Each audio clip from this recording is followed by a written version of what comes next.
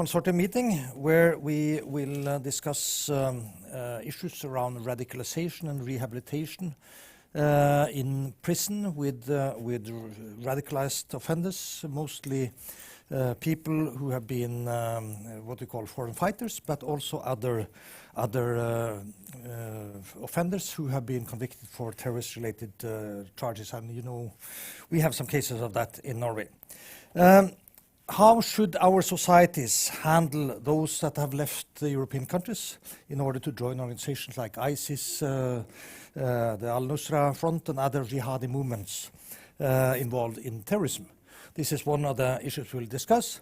And like many other countries in Europe, Norway has criminalized participation in military activities in armed conflicts abroad, what we call fremmedkriger or foreign fighters, with one of the strictest legislations in Europe. There have been, at the time being, there are around 10 people who are in Norwegian prison for terrorist-related convictions. Most of them, around 7, are what we could call foreign fighters. And there are also a number of Norwegian citizens who are in prison camps in Syria and Iraq. Many of them, as we know, or some of them at least, are women and also with children. And this is a big and controversial issue in Norwegian politics, whether we would allow those to come home. Where some would say only the children, some would say not even the children, they are kind of ticking bombs waiting to blow up in our faces. Some would let children and mother come, and some would say also we have a responsibility for the male foreign fighters. But of course the welfare of the children is a primary concern, and that's where much of the debate has been. But even so, we need to find ways to handle those who are here and those who might come, and in order to make sure that they are rehabilitated in the best way we can do in our system. The prison camps in Syria and Iraq are obviously not a place where people get rehabilitated or get out of their extremism. It's very hard to break out from such very tight and very repressive groups like for example, ISIS. And so leaving them there is probably guaranteed that they will continue to be in this extreme environment, whether they will stay in camps or be released or just run away, as might happen now in this unstable situation. However, there are experiences to learn from other countries as well as Norway how to handle these radicalized offenders in prison. And we have 2 very knowledgeable experts here. Lisbeth van der Heide from Leiden University, Institute of Security and Global Affairs. I did actually my PhD in Leiden, so it's very close to my heart. And Leiden University is one of the partner institutions of Center for Research on Extremism, which I direct. So we special welcome to Lisbeth. Also, we have David Hansen, who works at KRUS, Kriminalomsorgens Høgskole og Utdanningssenter. I don't try to do that in English. They changed their name as well. So he has done a lot of interviews with convicted radicalized offenders, and we will hear from him as well. Lisbeth, together with colleagues, have evaluated the Dutch prison system and how they work with convicted extremists and how they aim at reintegrating released inmates in the Netherlands. So we look forward to hear from you. Just before we start, I say that this session will be streamed, which means that it will be possible for outsiders to watch. So just so you know about that, and when we will collect the questions at the end, so you should know that others may hear what you say. So welcome. So Lisbeth, please, welcome to us.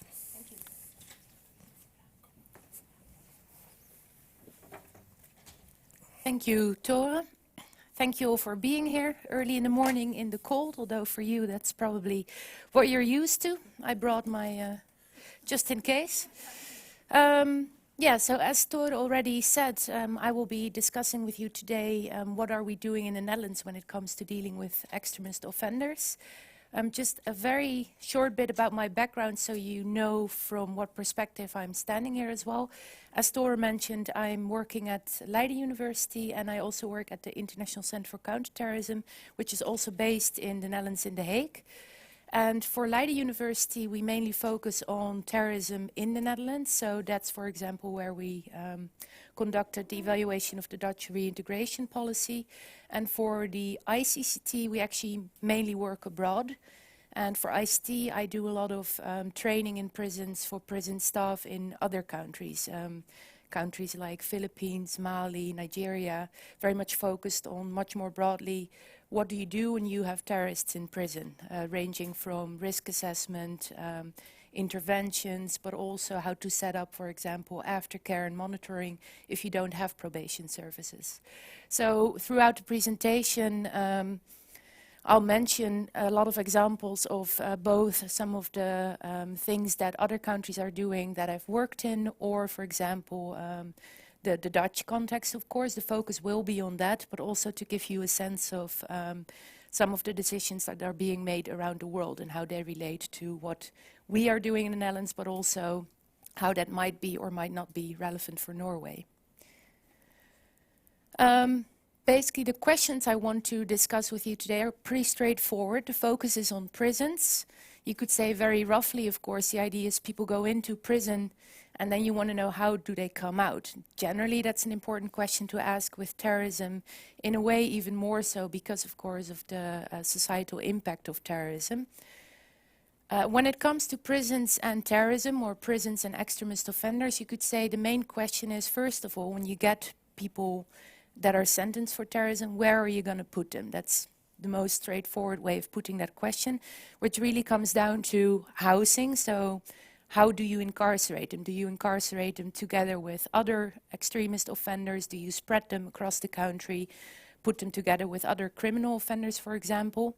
And then in prisons, the second question comes down to, and then what? Once you've made that decision, what are you going to do in prison, if anything at all? Are you going to do something different than what you would do with your regular criminal offenders? And that part is basically what's generally called rehabilitation. If you look at the international literature, we talk a lot about rehabilitation and reintegration, but you could say that rehabilitation generally starts in prison. Reintegration mainly refers to what happens after prison, although a lot of countries, including the Netherlands, do try to already involve, for example, probation, reintegration officers in the prison context as well. So prison, what do you do in prison, where to house them, and then what are you going to do? And then what does that mean for rehabilitation and reintegration programs or interventions? And finally, I want to end with what have we learned so far in the Netherlands, but also what are the current challenges we're faced with if we're talking about 2019 and the years to come. To understand that properly, I do think it's important to get a bit of context on the Dutch terrorism landscape, generally speaking. So just bear with me for the next 5 minutes when I give you a very short history lesson of the Netherlands when it comes to terrorism. I think for many countries in Europe and around the world, counterterrorism policies really were spurred on by 9/11. In Europe generally, of course, the European Union Framework Decision asked its member states to implement specific terrorism laws. So in the Netherlands, we adapted our first laws introducing an entirely new terrorism act in 2004. A bit closer to home, but the bombings in Madrid in 2004 were also having a major impact specifically on the Dutch legal system, the legal response to terrorism. So if you look at what we're dealing with today, from a legal perspective, a lot of those principles were introduced back in 2004. Where the larger context was the response to 9/11 and terrorist events like those in Madrid, London. In the Netherlands itself, we had one specific group and a couple of events that really influenced our terrorism policies, and that's the murder of Dutch filmmaker Theo van Gogh, who was murdered in 2004 by a radical Muslim youth, Mohammed Bouyeri. And he was a member of a larger network group. It's still debated whether you can actually call it a clear group with members or whether it was more of a loose network, but that group was called the Hofstad Group. And a number of those group members were arrested both in 2003, so even before Mohammed Bouyeri carried out his attack, and also after his attack happened, some other members were arrested as well. So he conducted the attack on his own. When it happened, it took a couple of months to establish that he had actually acted more as a lone operator, lone wolf, rather than having discussed his plans with the Hofstad Group. But he did meet with the others. They were all inspired by the same ideology. So in the Netherlands, you can say the Hofstad Group is situated around 2002 to 2005. And that was, in a way, in the Netherlands, our first homegrown jihadist network. And the larger context of 9/11, bombings in Europe, but in our own country, this is really what happened. That led to the very first question of not just how do you try terrorist suspects, now that we have these new legislation on terrorism, but also the first time ever the question, okay, if we're going to arrest and sentence these people, what does that mean for our prison system? Should we set up different prison policies? Should we set up different programs for these people? So in the Netherlands, you can say 2004, that context of the Hofstad Group and the murder of Van Gogh. But more generally speaking, if you look at the decade, roughly 2001, 2002 to 2011, in the Netherlands, we actually had more of those kind of lone wolf or lone wolf operators, you could say, rather than just jihadism as the main threat. The lone wolves included both jihadist lone wolves planning attacks, but not necessarily successfully. But for example, we had many events like this one in 2002, where a Dutch politician was murdered by a left-wing extremist. But also in 2009, we had an attack in the Netherlands on the royal family by a perpetrator who claimed he hated the royal family and he was against the monarchy. If you would discuss with Dutch counterterrorism professionals, whether it's police, intelligence, or policymakers at ministries, there's still quite a lot of debate on whether we should call these events terrorist attacks or not, because what you saw happening is very often what we still are dealing with today in many countries, very diffuse motivations, ranging from sometimes individuals. We had a killing in a shopping mall also in 2007, where, for example, there was a guy that was partially diagnosed with signs of mental disorder. So we had these lone wolf attacks where it definitely had a terrorist effect, you could say, but the motivations were often not entirely clear. So beginning of the 2000s, 9/11, our own homegrown jihadist network, but then the decade up till 2011 very much characterized by lone wolf attacks, very unclear motivations. And then, of course, 2011, as for Norway and many other countries around the world, the start of the conflict in Syria and Iraq, and people, our own citizens, leaving for various reasons. You can see it very interestingly, I always think, in the discourse about this conflict. So in the Netherlands, the first people that left in 2011, we literally called them, if you would translate it, Syria goers, which is quite a neutral term still, because back then, of course, a lot of people that did leave argued, I'm going there to defend my families, my brothers, sisters, mainly against Assad. Later on, that turned into a conflict with many extremist groups. First, of course, Al-Nusra Front, later the Islamic State, and it became clear that a lot of individuals weren't necessarily just fighting Assad or joining the Syrian Free Army, but were also joining these types of extremist groups. So then we started calling them foreign fighters. Later on, that became foreign terrorist fighters, and then, of course, from 2012-13 onwards, we had the first people coming back, and then we started worrying about returnees. That's still, you could say, a bit the threat picture generally in Europe, although the flow of returnees have has pretty much dried up for many countries. We do still get people back, but we're talking about a handful, small individuals. But yeah, as Tora mentioned already, of course, the main question hanging in the air for most governments at this point is, if we don't get people back actively, we will keep getting individuals back, a couple of people here and there. But yeah, there's a large group of our own citizens there, and what are we going to do with them? If you do see some governments already making decisions on that. So, for example, Bosnia, North Macedonia, they've taken back groups of citizens already, partially aided by the US, who's of course putting heavy pressure on a lot of countries to take their citizens back. And partially, of course, because the courts have been saying for a long time, this is not something we can be responsible for in the long term. But yeah, the numbers differ quite a bit. I mean, for some countries, we're talking about taking back hundreds of people. For the Netherlands, we're talking about, if we actually know, we are only talking about the people, of course, where we know where they are, in what camps that we actually have access to, so it would be about 50 to 100 people.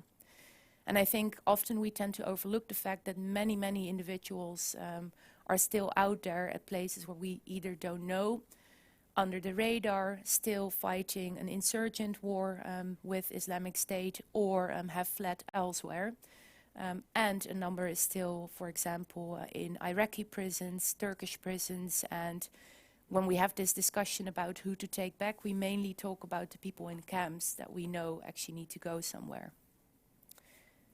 Yeah, so that's the same picture, threat picture, 2011 till now for many countries. And then in the Netherlands, and that's also something we've seen, of course, more globally, is the rise of polarization, but also the rise of right-wing extremism. Specifically in the Netherlands in 2016, we had our first group of 5 individuals who threw a Molotov cocktail at a mosque.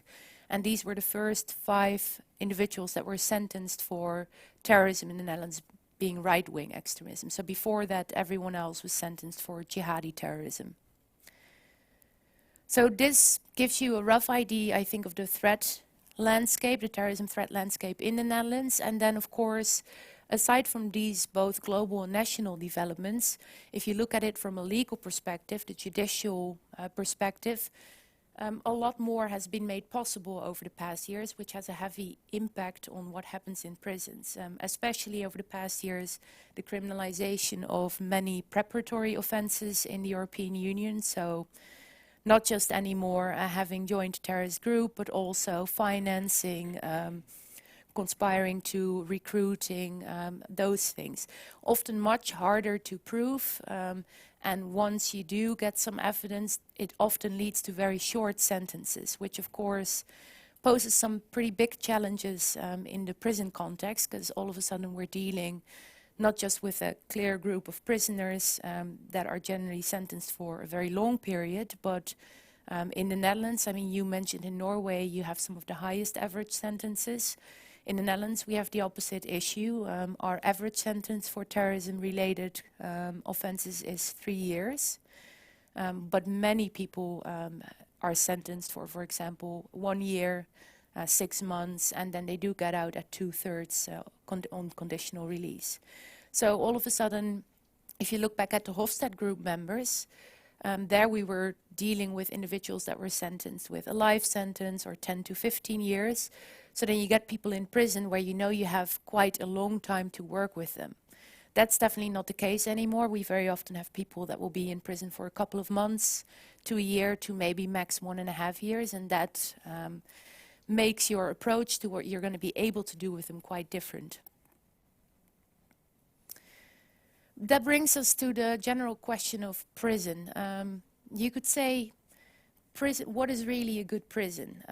I always find the question very fascinating generally, like why do we have prisons? What was the rationale behind having prisons?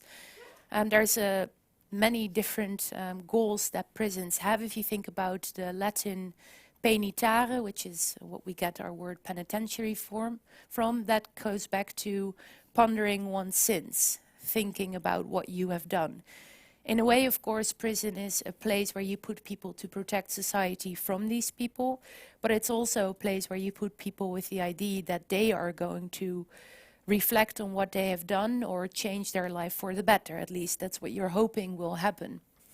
But if you look at literature on prisons, or if you look at news articles on terrorist attacks in prisons, you very often get a wholly different picture, right? You all know the terminology: prisons as breeding grounds for radicalization, prisons as universities of terrorism, prisons mainly as bad places where if people come in, they will only network with other terrorists or network with criminals. So it's a very good place for the crime-terror nexus to foster, you could say.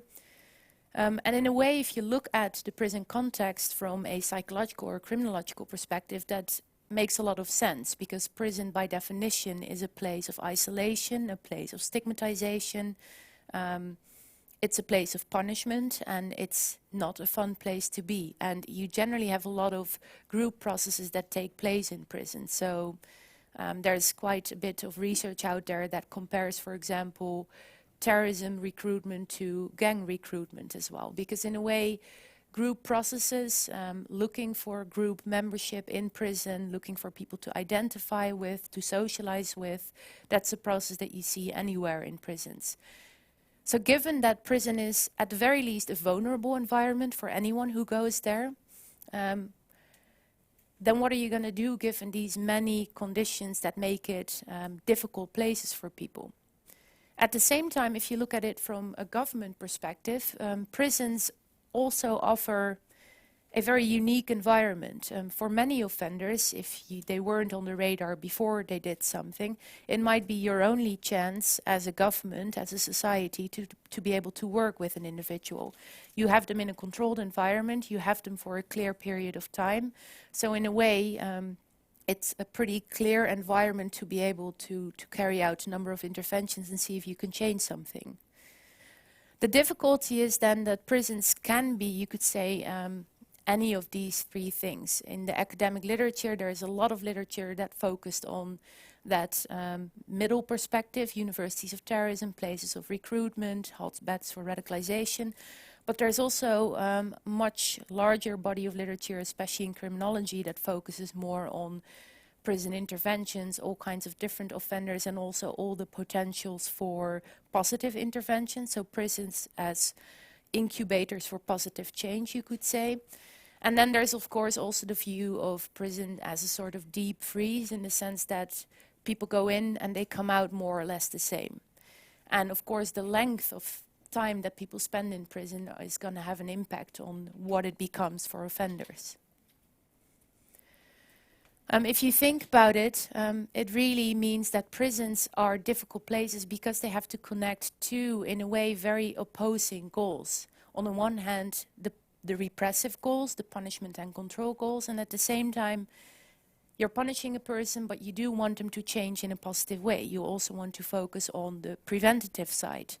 Rehabilitation, which in the terrorist context often translates to deradicalization and or disengagement. I'll get back to that. But how do you really do that? You have a lot of different professionals working in the prison environment, but if you think of those two overarching goals, you generally see that prisons are often organizing their actors across those two lines as well.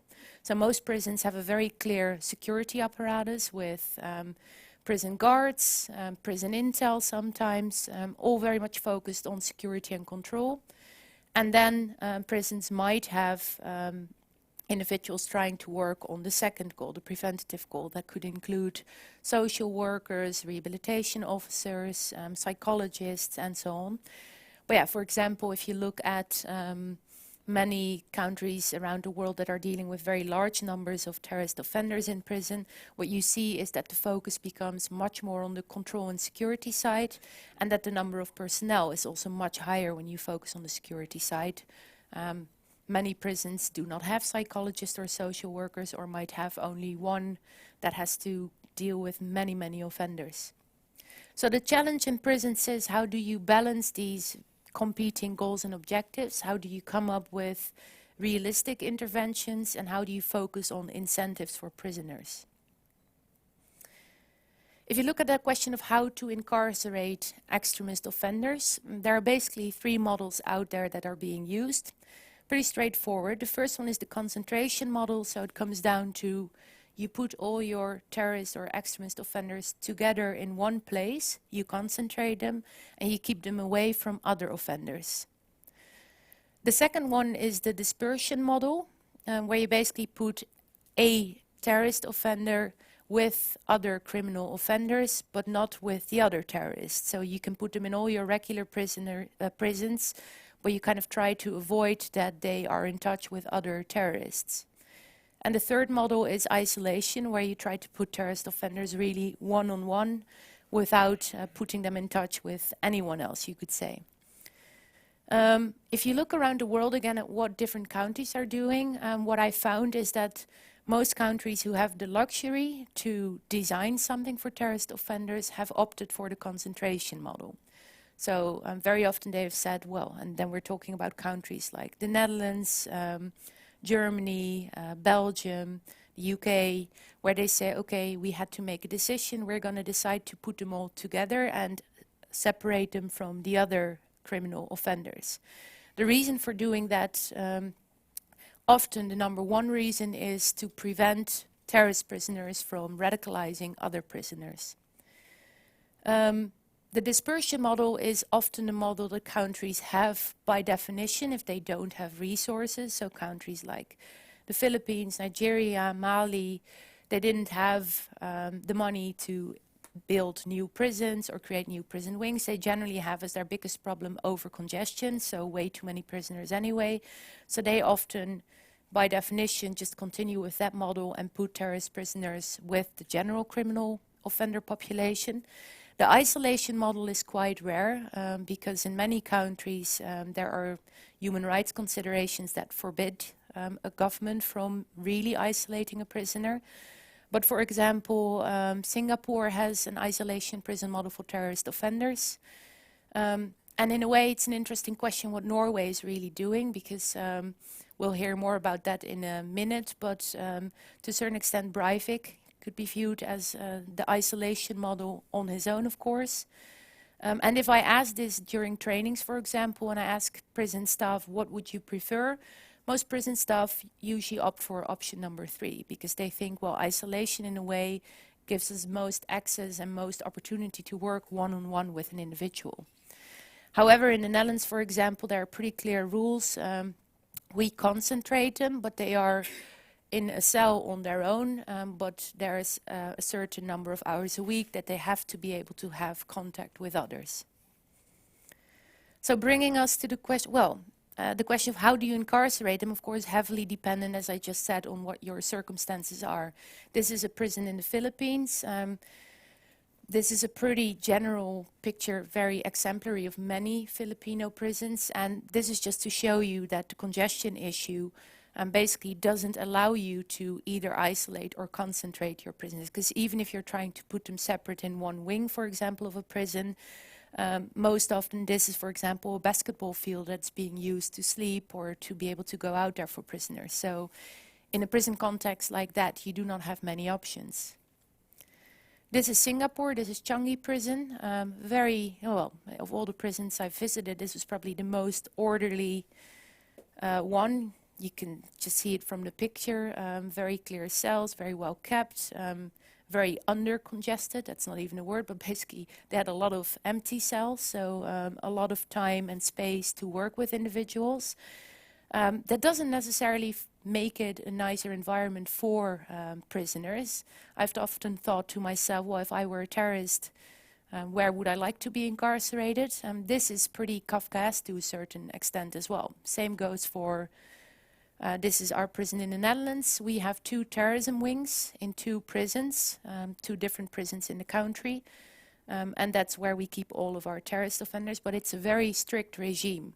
So, for example, being an extremist offender in Mali, this is Mali, or in the Philippines, at the very least you have a lot more social contact, which can also, of course, at some point get very annoying.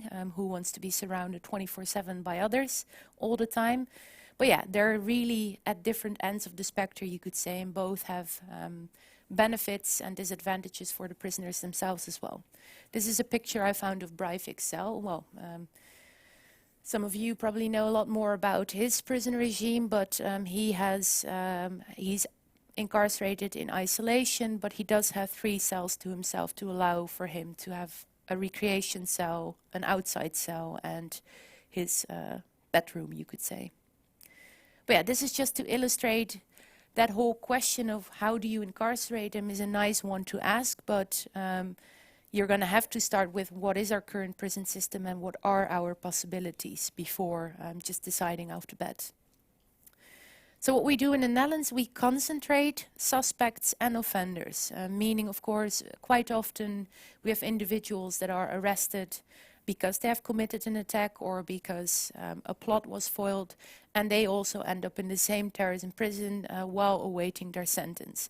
That decision is based on whether they are viewed as a threat or not. So many, you could say, more smaller extremist offenders who aren't viewed as very dangerous or aren't viewed as a high risk of escape, they might await their trial at home, sometimes with an electronic bracelet. But if you look at our 2 terrorism wings in the Netherlands, you have a mixture of people that are sentenced and people that are still waiting for their trial.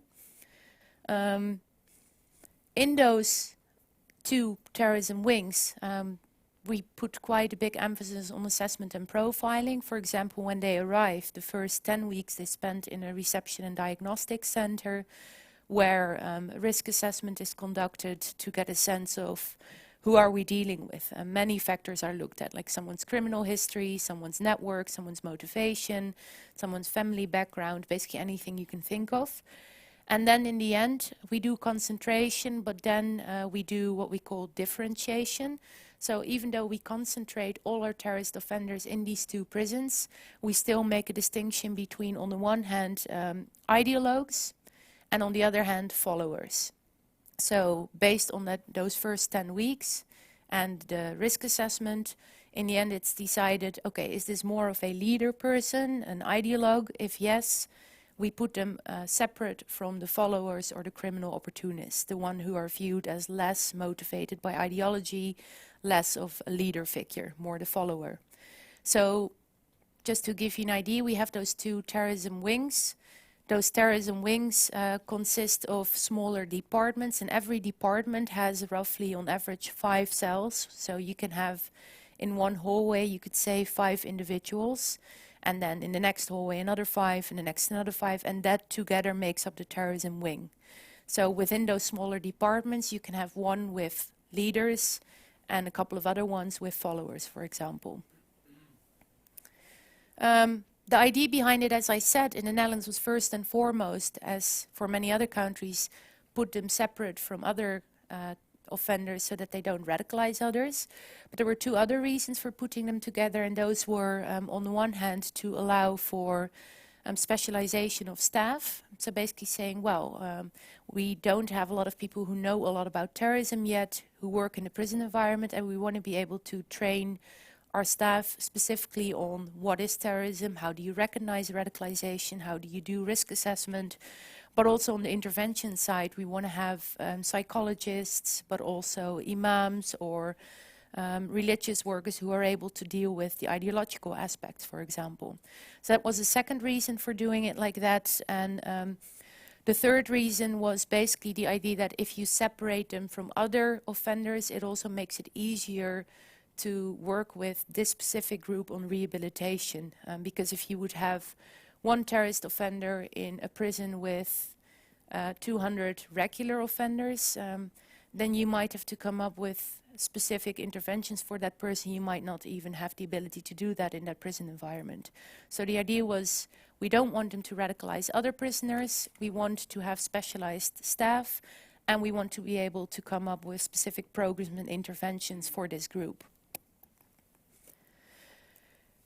So in theory, you could say, we have the concentration model and it's all nicely sorted out. But then, of course, you're always faced with reality, and reality always makes things different in practice. Because if you recall the kind of like overview of the Dutch terrorism history, for a very long time we were only dealing with jihadist terrorist offenders in prison. But in 2017, the first right-wing extremists arrived in prison, and the question became, okay, do we actually put them together with the jihadists? It's maybe not the best combination, right? So, and then we had another problem that of those 4 right-wing offenders, one of them was actually the one who had informed the police about the other 4. So they weren't friends anymore. So of the 5, they couldn't be put together. One of them had to be put elsewhere. The other 4 were first put in a department right next to jihadi women. And then the jihadi male prisoners became very angry when they heard about that, but also a larger community of friends and family in the Netherlands of the female offenders became very dissatisfied with that model. So we had our first issue when we started having different ideologies together in the prison model. In the end, the one right-wing extremist who ratted out his other friends, former friends, was put in a totally different department because he could also not be placed with the jihadis, and he was just one individual. So he was placed with regular offenders in that same prison. Women are already separated from men, so they are in the terrorism wing, but still in separate departments, which makes sense. Then we had some issues with problem seekers, which is just a very broad term to say either some people who had issues with controlling their behaviors, so who had anger fits, who started rebelling against prison authorities. Sometimes this was like an individual, for example, making a mess of his cell or throwing stuff around, really creating trouble for the prison staff. Sometimes this had to do with within a group of followers, one person, for example, trying to influence the others, trying to rally them against the prison authorities, yelling stuff to them. Prisoners who all of a sudden started to organize themselves, started to stick to a very strict regime of their own, focusing very heavily on sports, for example. So for all those reasons, a couple of individual troublemakers were also transferred to other departments, or people were kept apart. And then we had a couple of youngsters who were 17 years old but almost turning 18, but because they weren't 18 yet, they were put in juvenile institutions, but then by the time they started serving their sentence, sometimes they were already 18 or 19. And the juvenile institutions are in different places in the Netherlands. And then lost terrorists, in the sense that the judicial system, there's always mistakes being made. So we had, I think, 2 cases where at one point I talked to a prison director in a totally different city, and he said, yep, we have 1 extremist offender in our prison institute. And I said, what? Turns out that the local judge had made a mistake on the form, and he should have been transferred to the terrorism wing, but never was, and everyone thought, well, we'll just keep him there. So in practice, you see all these different things playing out. And then, for example, the final one that posed an issue was returning women with children, which is really something over the past 2 years, where, for example, in Dutch legislation, as a mother, you're allowed until your baby is 9 months old to have your baby with you in prison. The terrorism wing, however, does not have the facilities to be able to do that there. So we also have a couple of returning women with very young infants who are housed in a separate institute for women with infants. So you could say formally and on paper we have the concentration model. In practice, though, things like jihadists versus right-wing extremists, women versus men, women with children, judicial mistakes, trouble seekers, all those things are what you're dealing with on a daily basis in prison. So often in practice we end up with a kind of diversified model. You could say what we do is they all go in to the same place, but then we differentiate based on leaders, followers, and then things can happen that lead to further diversification also in where they go. Does it work? Interesting question, of course. There is clearly some very positive and some negative effects. The positive effect is that it has allowed in the Netherlands for a very clear focus on the target group and visibility of that group. So it's a very clear group, and they do not have influence on ordinary inmates. So at the very least, that reason for doing it clearly has also had the result that they do not influence regular offenders. And the third big advantage is that we now have a number of prison staff in the Netherlands who are very well trained, who know this group of offenders, who understand their ideologies, who've seen different types of leaders, different types of followers, who know very well how to deal with that. The negative effects, however, are the number one problem, of course, when you put them all together.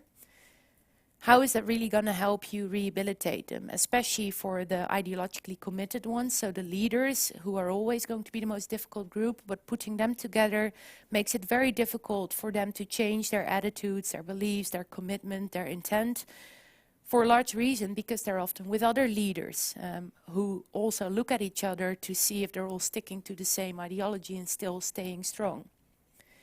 The second problem, intra-group influence. So you do still see, I mean, it's a nice idea to have these different departments where you separate the leaders from the followers, the women from the men, but they are all still within roughly the same building. So there's always going to be influence between these groups. There's also communication with the outside world. Outside is always inside in prison. It's a big terrorist network that we're dealing with in the Netherlands. They have visitors. Many of them are connected through family or friendship ties, so there's a lot of communication between the groups nonetheless. And finally, status, and that's become a problem of its own. Guantanamo Bay is maybe the biggest example of a prison model that has turned into a very clear symbol for recruitment for terrorism as well. We don't have that in the Netherlands, but what we do see is offenders who actually say, who are proud of having been incarcerated in the terrorism wing, who want to be there because there's a couple of pretty well-known leaders in the Netherlands. For example, Mohamed Bouyeri, the murderer of Theo van Gogh, is still in there. And he's really revered by some people that adhere to the same ideology. So it becomes kind of like a place for credibility almost. I'm going to rush through the rehabilitation part. You can all get the PowerPoint afterwards if you are interested in this. I wanted to give a bit more context on what countries are doing worldwide, but I'll keep that very short. Basically, we just looked at what areas in the world can we find where they do rehabilitation, reintegration programs. Just a very short overview. There's quite a number of countries, but if you look at where, it's mainly Northwest Europe, the US, Canada, Australia, the Middle East, North African region, and Southeast Asia, where they do programs. And then if you look at what do they actually do in terms of interventions, what do those programs consist of, you always see that it's a combination of any of these elements. So it's psychological treatment, religious interventions, education, vocational job skills training, and or recreational elements.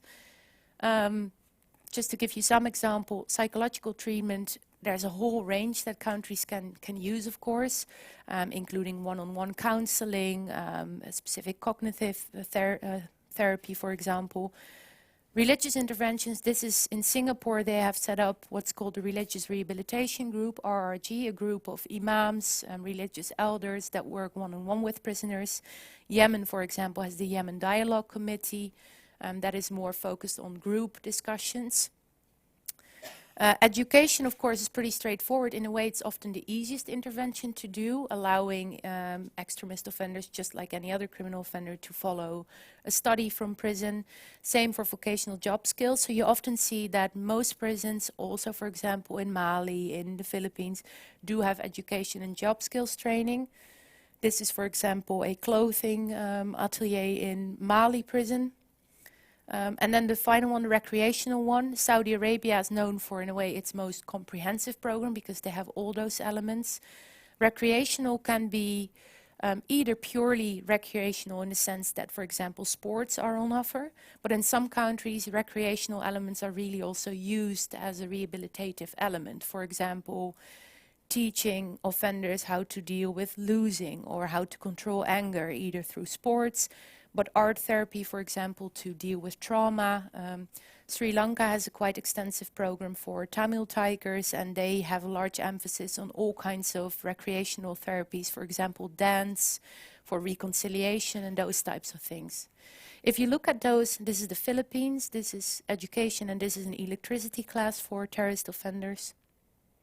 And this is Sri Lanka, big education program.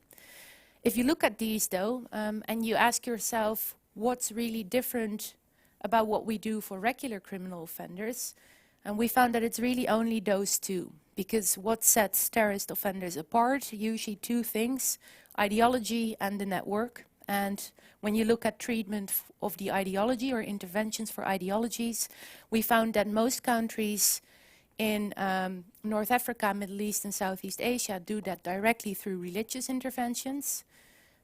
Some of the examples I gave already. And in the West, we often try to do it through psychological interventions. Basically, one of our biggest conclusions was that a lot of countries find it very difficult, especially in the West, to deal with jihadist ideologies. Often having the feeling that either they lack the knowledge to properly deal with it, or if they do have people that have the knowledge, they might not be viewed as credible by the terrorist population. But also the issue of ideologies or thoughts are not illegal. You can have very problematic thoughts, you can have very violent thoughts. But yeah, in the Netherlands, the government also is very much thinking there's freedom of speech, freedom of religion, so we're not policing thoughts. So in a way, it's hard to see it already, it's hard to determine what someone really thinks, so we'd much rather focus on behavior rather than beliefs. And if we do something with ideology, it's much more focused on discussing with a person why they did something, which can work for a certain group, but there's always going to be a group who either refuses to talk about that or who will straight out lie about it, and they can do that for quite some time. I'm just going to go through this. So in the Netherlands, if you look at what we do in practice, we try to focus on disengagement, and disengagement is about behavior. It's basically about saying, okay, what you want to do is get them out of their extremist network and distance them from their extremist thinking. With the ideologues, as I said, that's the most difficult group. Basically there the focus is more on security. If it doesn't work to talk with them, to distance them from their network or their thinking, then it focuses just on close monitoring of what they're doing. The followers are viewed as an easier group to work with. So there we have a lot of interventions on factors that aren't necessarily related to the ideology, for example, mental illnesses, many of these interventions that you could do with any offender. And criminal opportunists, because we have quite a group, of course, as well, of people who were originally criminal offenders, petty offenders, who then later turned to terrorism. So with them, kind of like following the approach as usual that you would do with any criminal offender. Just a very short overview of some of the psychological interventions. Mirror confrontation by imams. I know that a lot of countries are still looking at what to do, for example, on the ideological aspect, especially when it comes to religion. We do have theologians in the prison context that deal with this offender group, and what they do is not so much, hey, can you explain to me what you believe or what your motivation was, and then I'm going to explain to you how that's the wrong interpretation of Islam or how you really misunderstand this. Instead, it's really about focusing on what are your beliefs, what are they based on, and what is the consequence of that belief for you personally, for your life, for your family, for your loved ones, and so on. Ending with the lessons learned, because I think I have 2 more minutes, so should be able to do it. For one thing, in a way, we've fallen prey, you could say, to the issue of exceptionalization, where terrorism or violent extremism is, of course, a label with very severe consequences for the people that get that label. So what we started doing, and many countries with us, is thinking, well, this is a difficult, different, high-risk group, so we need to develop all kinds of new measures, whether it's about prison, we need new prison regimes, or new interventions, or new probation measures. So we started to a large extent reinventing the wheel. And generally, if you look at anything that has terrorism or extremism in it, it usually comes down to more severe. So stricter prison regimes, stricter conditions, stricter probation regimes. I'm not saying that that's unjustified, because obviously for a large group it is. However, it does also make it often practically very difficult for people to reintegrate, for example. You're dealing with a lot of issues that are the same for sex offenders. A mayor of a town who might say, I don't want that individual back in this town, I don't want him or her living here. People that are, for example, on the sanction list, whose accounts have been frozen, it's quite difficult to reintegrate if you don't have access to your money. And then the other thing is, for the people who are actually motivated by ideology and are still so when they come out of prison, they want this label. This is exactly what they want. Breivik is one of the prime examples of that, I think, who very well knew how to use his trial, how to basically, you know, the whole street credibility thing that I said about prisons. So to a certain extent, with this label, you're giving the people who want it exactly what they want, and for another group who might be better off if they don't have the label, literally to reintegrate, you're making it very difficult for them. So to a certain extent, I think that's been one of the biggest problems, that we've too much focused on this as one group, and as you give them the label, that comes with a lot of quite heavy consequences. And second, we have a tendency to binary thinking in what we should be doing, and just to give you some examples. The deradicalization versus disengagement debate, as I said, many countries feel like they almost have to choose between one or the other. So either you focus on beliefs, deradicalization, or you focus on behavior, disengagement. In practice, however, what I found, if you look at all these programs, ideology matters. So we often say, well, we have these individuals that don't even understand their own religion or that do not have a very clear worldview, so we're just going to focus on disengagement. However, very many extremist offenders, including right-wing offenders as well, often will just take one leadership figure, one concept, one book, and use that as a motivation to use violence. And to the extent that they find it important, you need to address it. So basically we're saying you cannot afford to ignore ideology, even if it's basically the most difficult part to do. It also relates to the fact that disengagement often says we focus on behavior and someone has to be you know, open to changing their behavior, but changing your behavior very often is grounded in your cognitive thinking as well.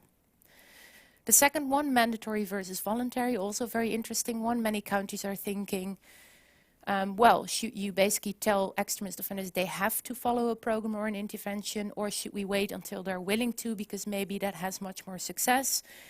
In prison especially, though, we're saying don't wait for a miraculous opening. It's really about incentives. I interviewed some offenders in the Netherlands who were following a voluntary program, and then I said, well, why?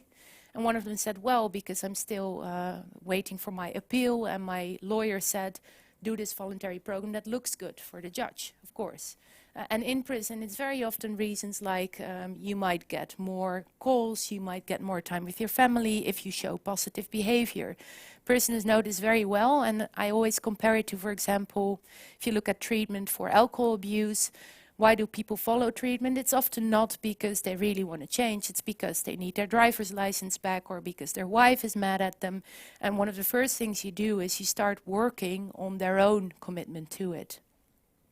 Individual versus collective, this is really very much a Dutch problem where we've started so much focusing on individuals, saying tailored approach, one-on-one, no size fits all.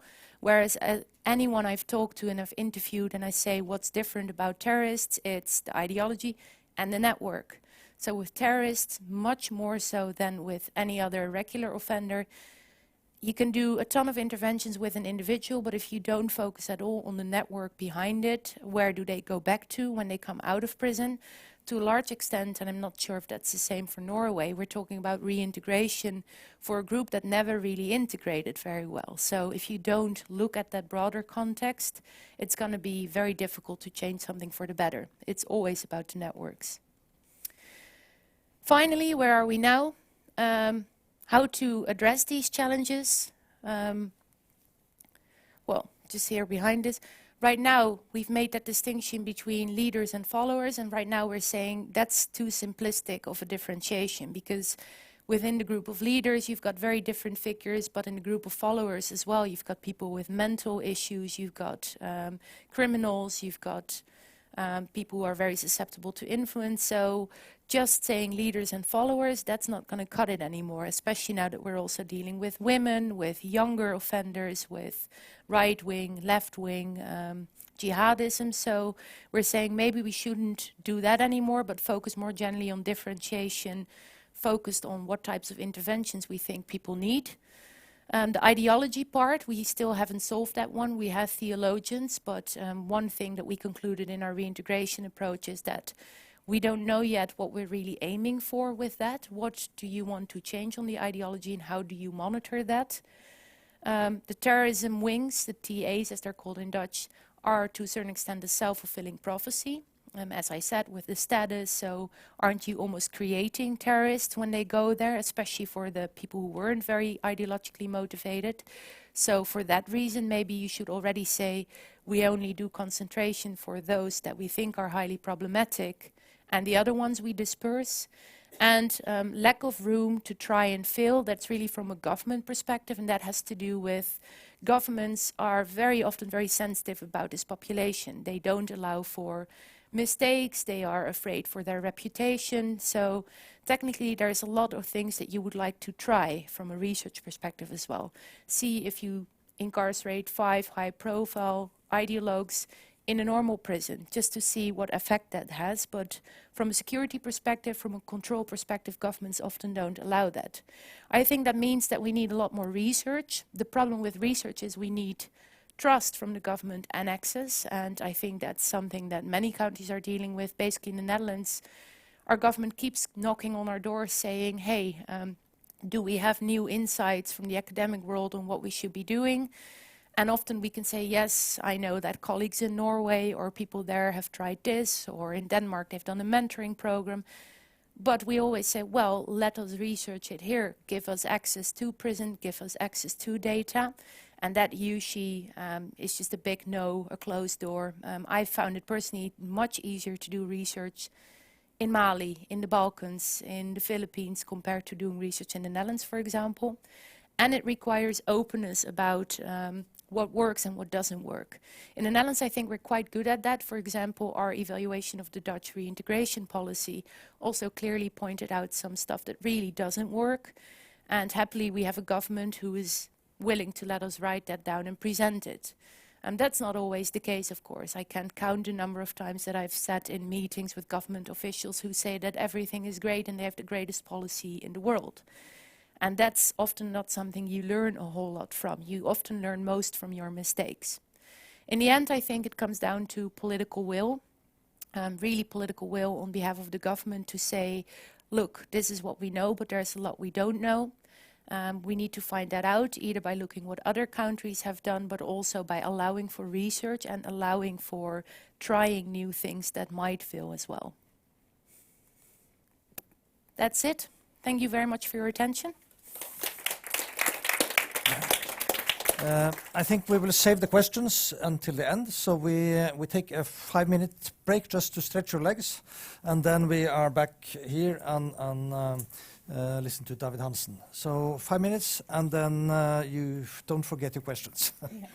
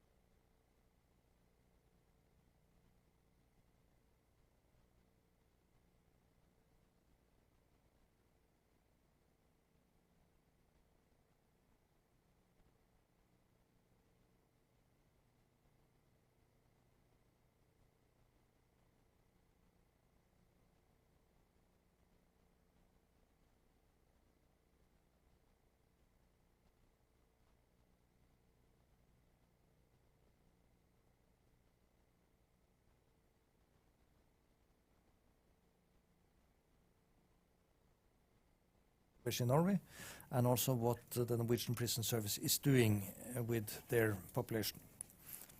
Okay, thank you. Is this thing on? Or? It's going to be on if you talk. Yeah. Is it on? Okay. Yes, thank you for a lovely presentation, Lisbeth. You stole 40% of my points. Yeah, I was figuring out how to do that, yeah. So, no.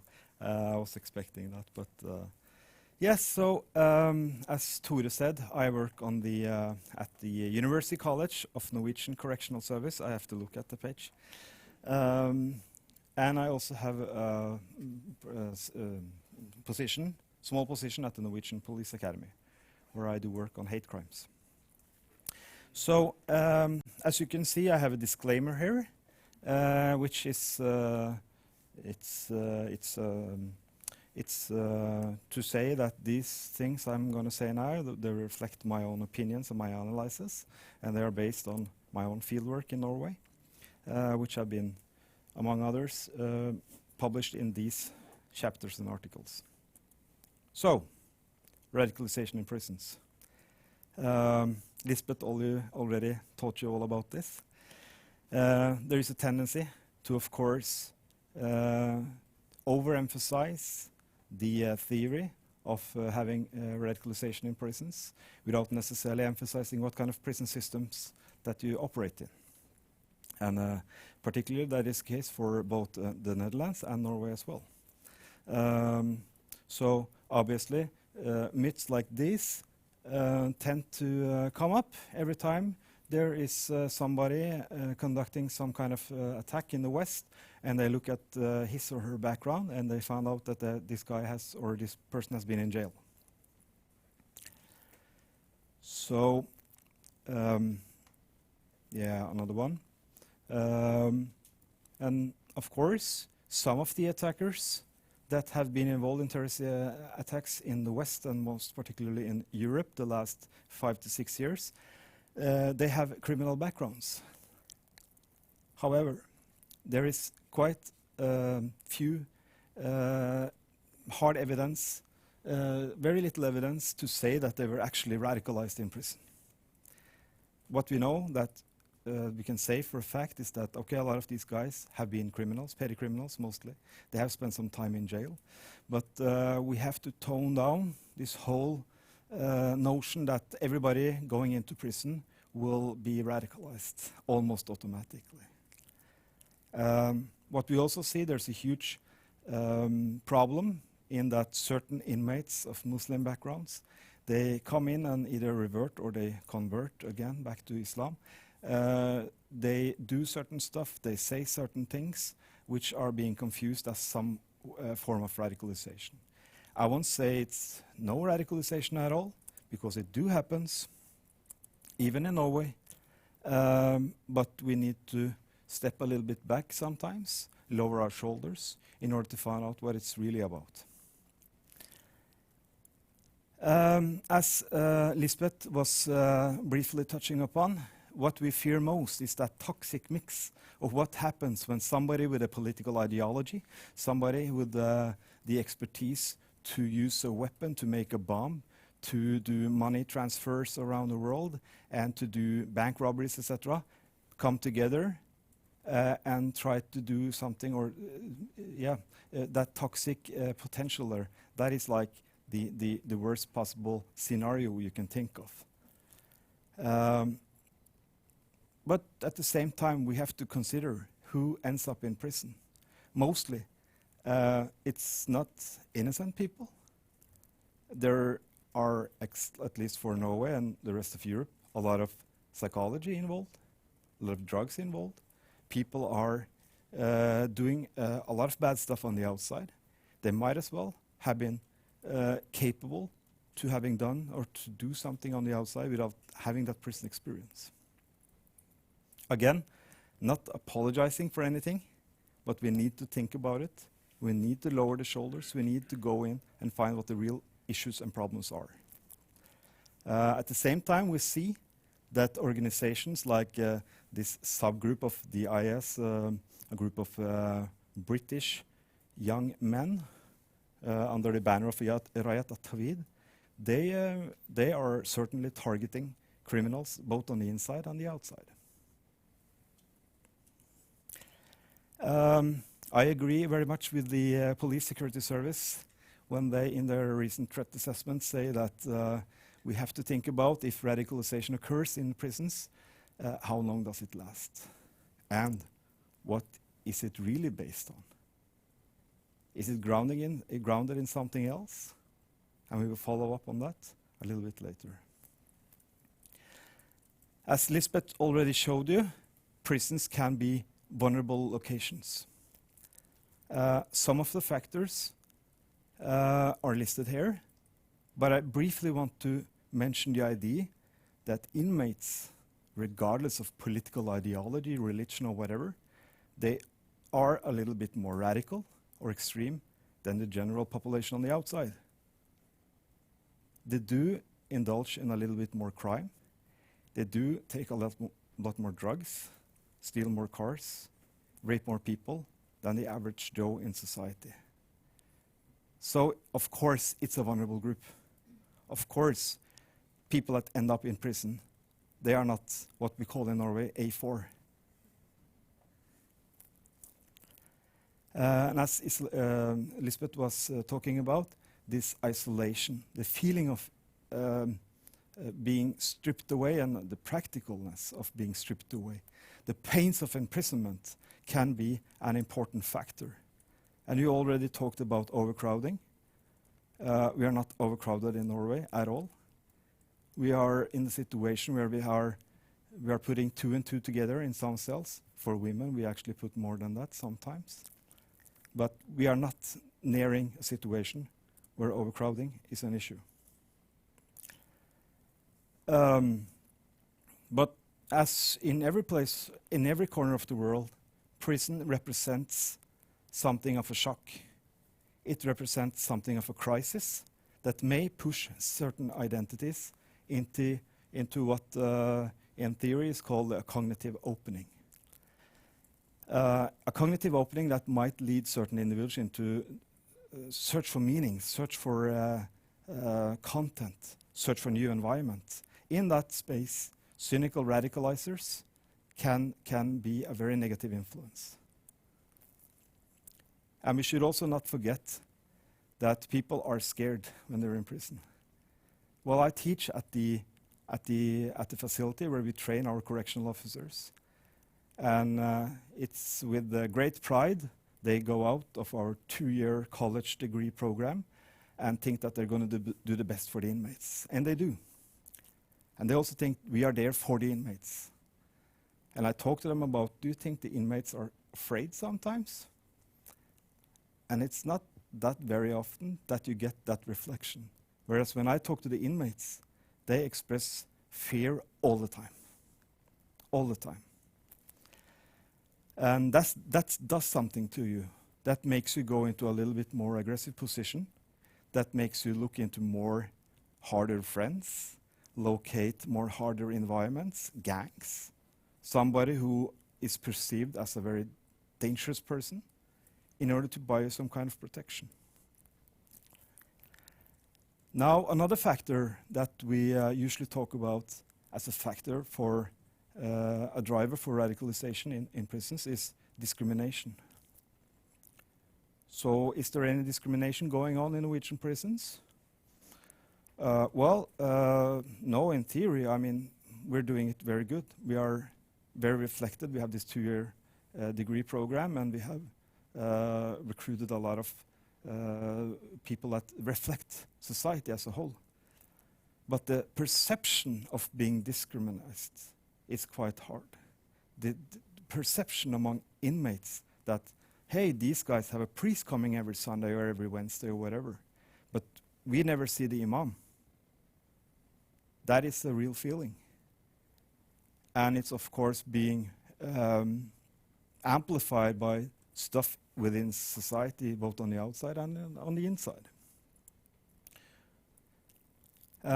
We have now a situation where Tora mentioned we have a few guys and 1 woman serving time for terrorism-related offenses.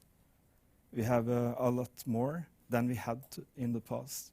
people serving prison sentences for hate crimes, as well as others, even others that have had a stake in radical Islamist societies or movements on the outside that now serve time for other offenses.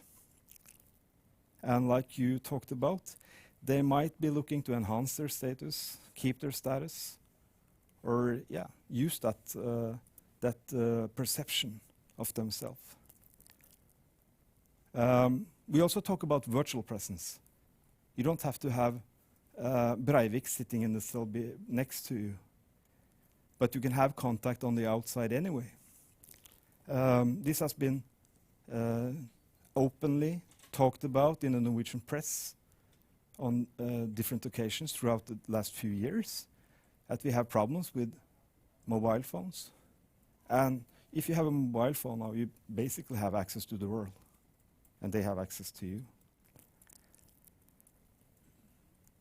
Some end up in prison, and they might use a direction into religion, for instance, as a way of getting salvation, as a way of trying to reboot their lives. And in this, you have very cynical actors that know that, hey, this guy doesn't know anything about religion, but I know a few sentences. And they can exert a lot of influence on others, which can be problematic. And of course, like everything that happens in an open society, we also talk about cumulative radicalization within prisons. If you get a right-wing extremist in, and you have a few Muslims there, or a left-wing potential, somebody from some left-wing environment, you will most likely get some kind of responses. And I also always warn about the over-focusing on radicalization issues. It's always a good idea to get a good insight into what is really going on, and not only looking at BBC, CNN, or TV2 and then saying, okay, we might have this issue. We should be on guard. Yes, it's good to be on guard, but we need to find out what is really going on. Because if we walk around with shoulders like that, it's very easily read by the inmates, and we should be focusing on having that very good relationship. I'll come back to that later, what we call dynamic security. And also, like you find in the open society, radical rhetoric, things that inmates do occasionally, wording that they use, actions even, it's also should be read as some kind of symbol for counter-power.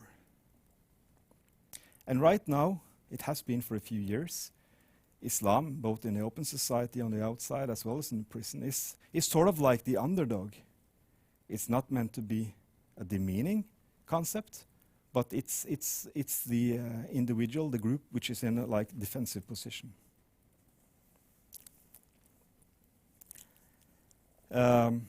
Norway has tried to establish, and has established successfully, some places, but not on a wide level, the use of imams in prisons, as well as other guides. I mean, Norway has an import system also for the priests and other services, meaning that we don't employ them ourselves. This is what, in the Netherlands, they use imams a lot. They use them in all kind of talking groups. They use them as guides, and they use it for theology. So we have a little way to go here. And I also have a friendly reminder. They are not just Muslims.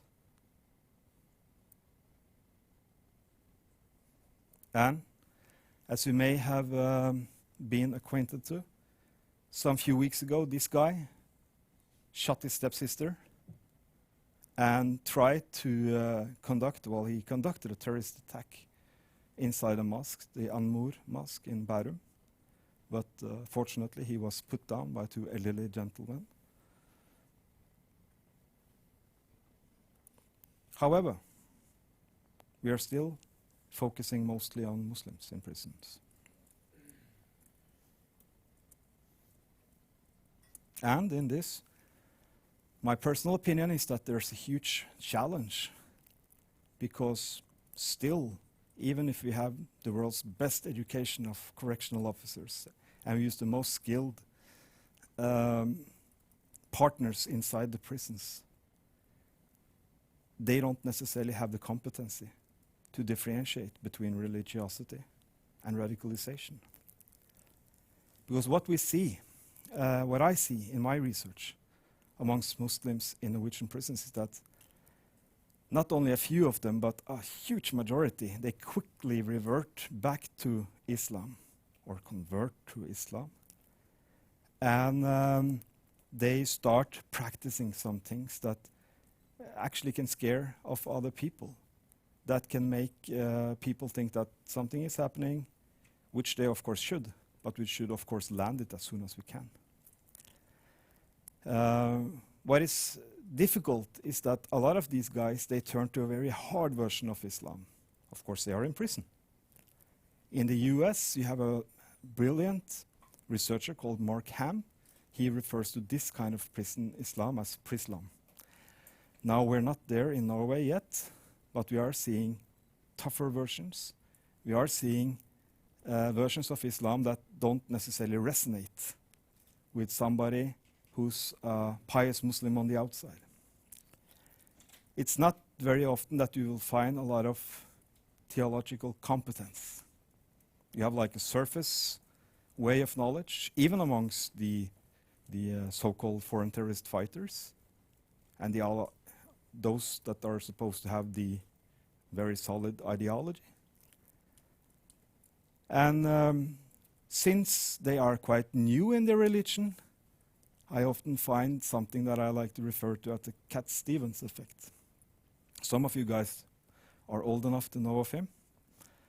He was this very respected and very, I would say, accomplished singer-songwriter in the 70s, 60s, 70s, until he one day went out to a place he went for a midnight swim and almost drowned. And during that incident, he closed his eyes and promised that if you save me, God, I will dedicate my life to serving you. And sometime after that, he converted to Islam and just stopped being the rock star of his age. Many years later, he explained why he did that. He explained why he put away his guitar. And he said that, I didn't read in the Quran that it was allowed to play the guitar.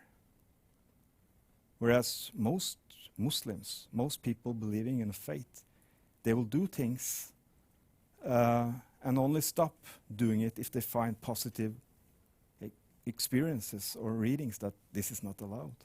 So there's a huge difference.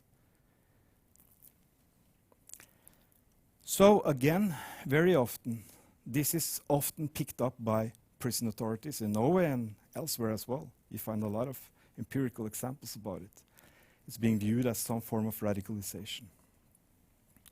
Whereas for the inmates, that little drop of religion, that little seed that they sow for themselves or somebody else does for them, it makes up rules and anchor in their lives. For somebody who has been, using amphetamine for the last 20 years, going to parties, doing coke, doing a lot of bad stuff in their minds, which is a total opposition to how their moral compass should look like. They often need those kind of rules. They need that anchor. And we should not forget that prayer for many, especially Muslim prayer, is also very good for, and this is evidence-based. It's good for getting relaxation. I mean, some of the position, if you look at it practically, it resembles that of yoga positions. There's also socio-cultural aspect in it, in that it's not a good thing for somebody from society, somebody from a known family, for instance, ending up in jail. It's a very shameful thing amongst at least minority groups in Norway. But you can redeem yourself. You can sort of like try to re-establish the family's honor. And one of the ways you can do that is actually accepting God, finding God again. And we shouldn't also forget that a lot of people, when they are in dire stress, when they are in dire need, they tend to fall into the thinking that God may help them. Most of us who have children, they sometimes, I've caught myself saying, "Oh, God, help me now. Let me have some sleep." Sometimes it's real felt, you know, you really need that help. Or if you are in some kind of other hardship.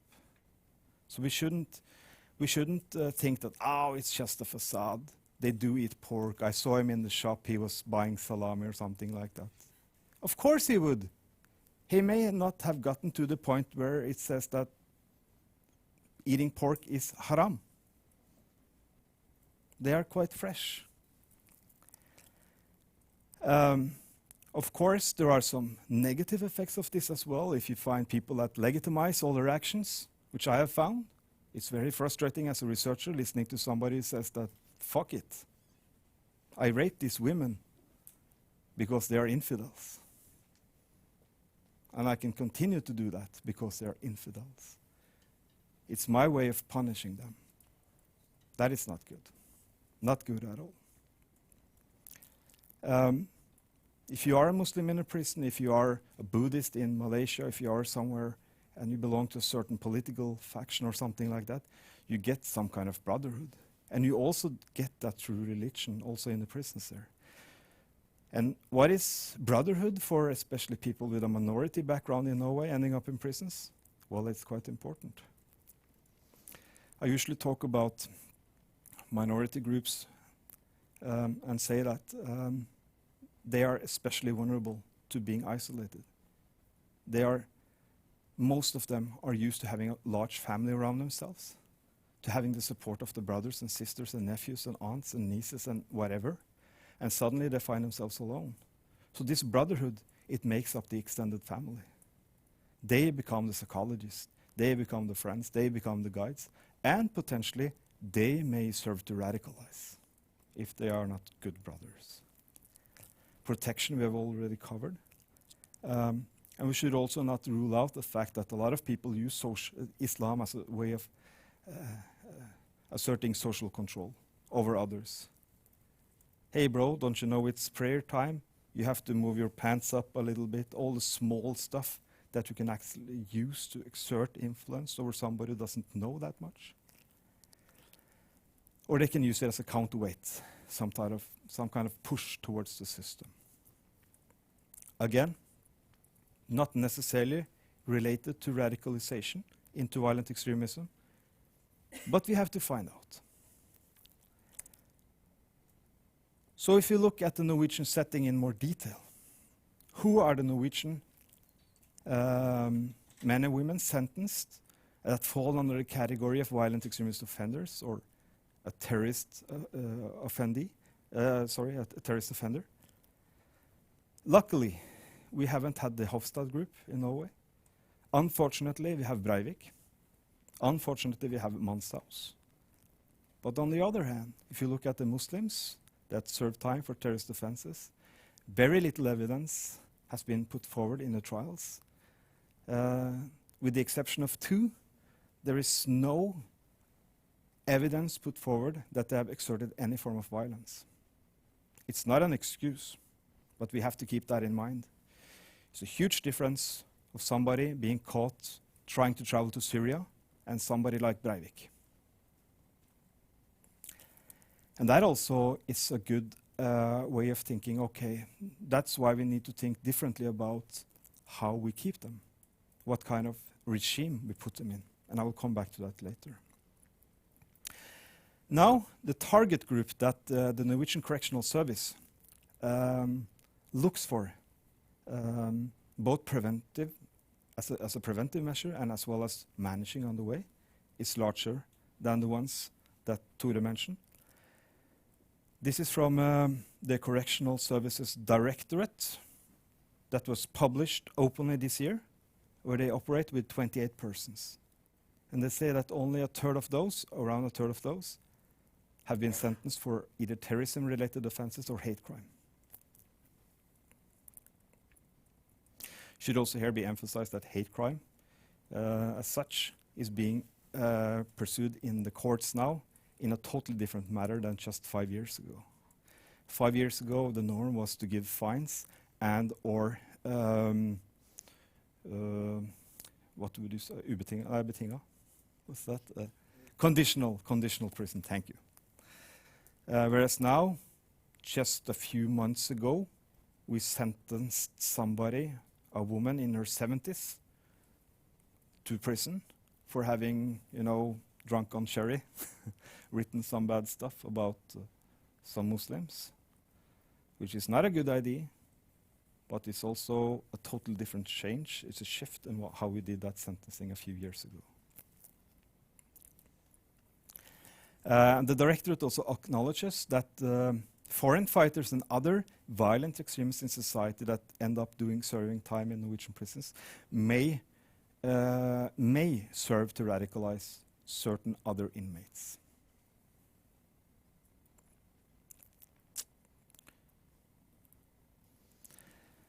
As I will come back to later, we have in Norway a system, very good and very solid generic system for rehabilitation. And also the last part, reintegration part, we also work a lot on that. The correctional service have in addition to that made certain guidelines. And the text is probably way too small, yes. But its philosophy, which I share completely, is that good execution of sentences, it reduces the chances of reoffending, also within this category. And as I'll come back to, dynamic security information exchange is part of that. What we also establish in Norway in the correctional service is both local contacts and regional or coordinators at the regional level and contacts in the prisons.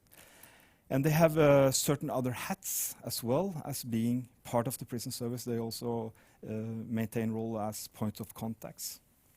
They are coordinators with police, other actors in society. They are responsible for the training. And they also do something very important, that is to be responsible at the local level for the follow-up plan for the inmates. And that is really where you can do a lot with reintegration, because that starts as soon as possible. And it doesn't end, it just gets into somebody else's hands. And in Norway, we also, since 2015, we have been trying out, it was called the Mentor Project. Now it's a scheme. It's a permanent thing, which works very well.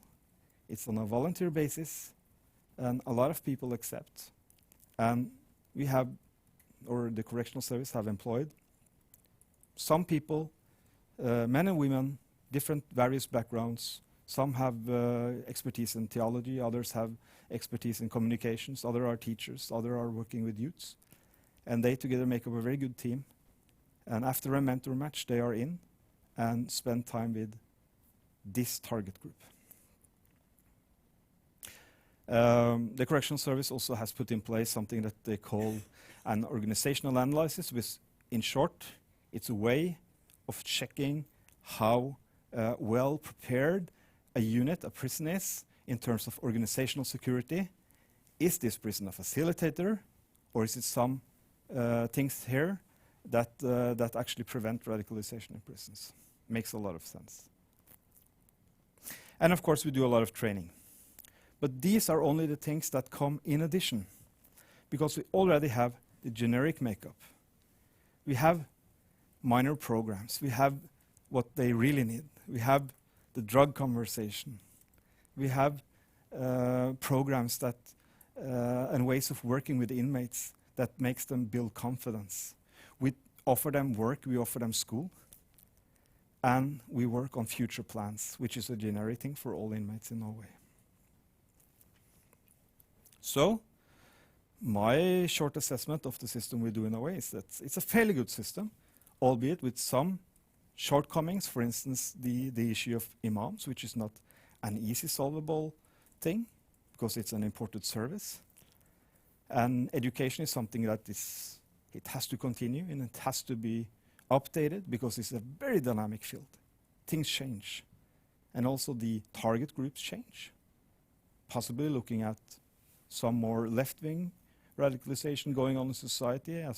As long as we have far-right extremists growing in society, you will get the other part as well.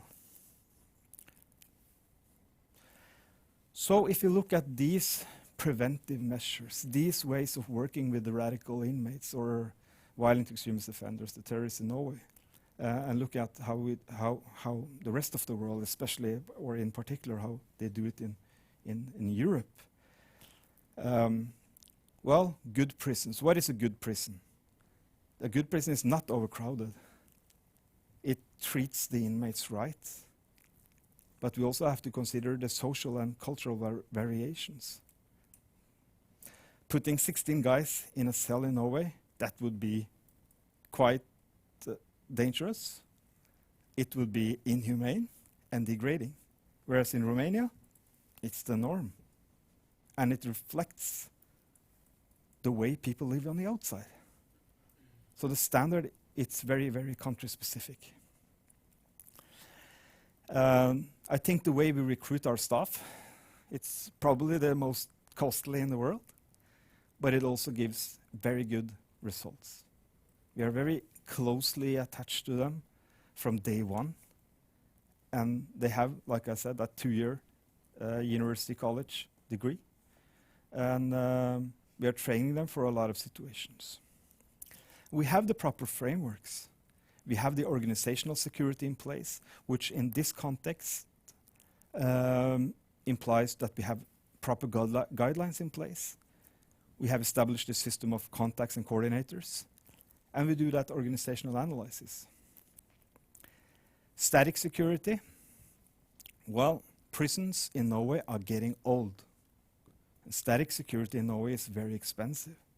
So of course, we have solutions where static security hampers dynamic security. We have static security measures in Norway that are too invasive. You say what dynamic security? Yes. Dynamic security, in short, is the relationships that we try to establish and maintain between staff and the inmates.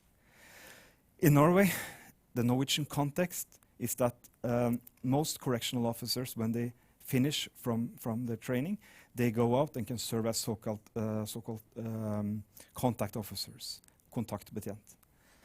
And they are perhaps the most important factor for that dynamic security relationship. And that dynamic security relationship, it gives you, it both gives reassurances to the inmate. It's a way of working with the inmates and the prison as such, so that if something is, working, if something is happening there, you get some information. Yeah, training of staff. By the way, this is a typical Norwegian prison cell. So it's a huge difference. Training of staff. Well, I have mentioned a few times, we have staff education for all correctional officers last 2 years. And we expect a lot, and they deliver a lot. If we look at what we do in terms of training directly on the team here, we are already doing a lot just for these cadets, as we call them, aspirante. We have put in more than 20 hours of content, specifically focusing on radicalization. When I put deradicalization in red here, it's because we don't per se work with deradicalization. We don't have any specific programs. In practical terms, my experience having worked with the terrorist offenders over the last 4 or 5 years is that the generic makeup of what we do in the prisons, rehabilitation efforts, the way they are being offered mentors, it functions as disengagement. in my personal view, you have to do disengagement in order to open them up for de-radicalization. And very often, in most cases I've met, they actually de-radicalize by themselves, or actually open up that process themselves. Because they have contact officers, they are very closely knit, very closely working together with the inmates, talk to them almost on a daily basis, at least in many prisons. So that way of working, it's a good way of actually talking about cognitive opening for change, for positive change. Yes, and we do training through courses. We have a lot of online trainings, and we have handbooks. And as I said, a lot of this is integral as part of the original program. We have a lot of communication exercises, a lot of focus on what we call motivating interviewing, MI techniques, which is a specific program that they teach in other countries in order to work with radicalized offenders. Is part of our program.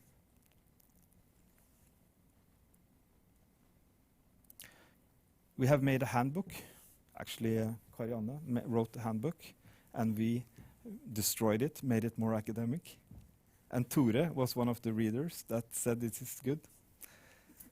So we have online resources made in collaboration with other partners, which I think is a really good thing, but very few people use it. Utveier.no, go and check it out. We have a separate fane, a separate place there for the correctional services. A lot of content, a lot of tips to practical handling.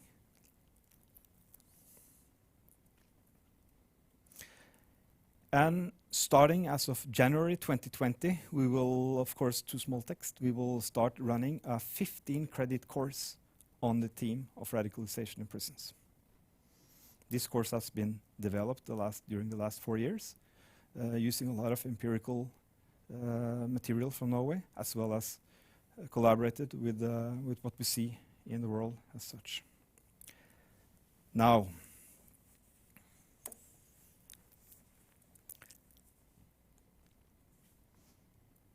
these are a few prisons in Norway. The intention of showing them is not only that they are green and look good and are old, most of them, but it's also to explain that we do the dispersal model. We do the dispersal model because it's also part of, it doesn't say anywhere, but it's part of the whole ideology of the correctional service that you're supposed you're going out at some stage. The normalization thing, it's not to be locked away and the key is thrown away. We do that for only one guy, and that's Breivik, which you already know about during the court cases, etc. With no exemption, I think, at the moment, we disperse everyone, which is less stigmatizing. You don't get that many TV cameras on the outside, as you do in Fugt. You don't get to maintain that echo chamber, but by having the luxury, in some sense, of having them engage with other inmates, other prisoners, if you would like to call it for that, they also get new IDs, which can also be challenging, but it's also a positive influence for them. Of course, you run the risk of them radicalizing a lot of other people, and yeah, it happens a lot that people are concerned about it. For most cases, it's about something else. So yeah, this is the system that Lisbeth talked about, what they have in Fugt and the prison in Rotterdam, one wing. What you guys have that we miss, a bit more chaplaincy. For instance, by having more imams coming to the prisons, where they can actually be part of the services that are offered, both, for instance, Friday prayers, but also be to be spiritual guides, and to challenge the one-eyed mullah versions of religions within the walls. Because religion tends to be very shallow. It's about small practical issues. It's not about the goodness always. It's not about change. It's about protection. It's about us versus them. It resembles that of a Salafi version very often within the prisons. And I strongly believe that you can use religion, you can use religious guides such as imams for disengagement and de-radicalization purposes. This is a proverb which is used a lot in the Indian subcontinent. It's a mix of Persian and Urdu. But Neem Hakim Khatra Jan, Neem Mullah Khatra Iman, it translates into something like an uneducated doctor is a threat against one's health. An uneducated mullah or somebody who tries to convey religion is a threat to one's religion, to one's faith. That is a huge problem when you don't have proper religious guides, also in the prisons.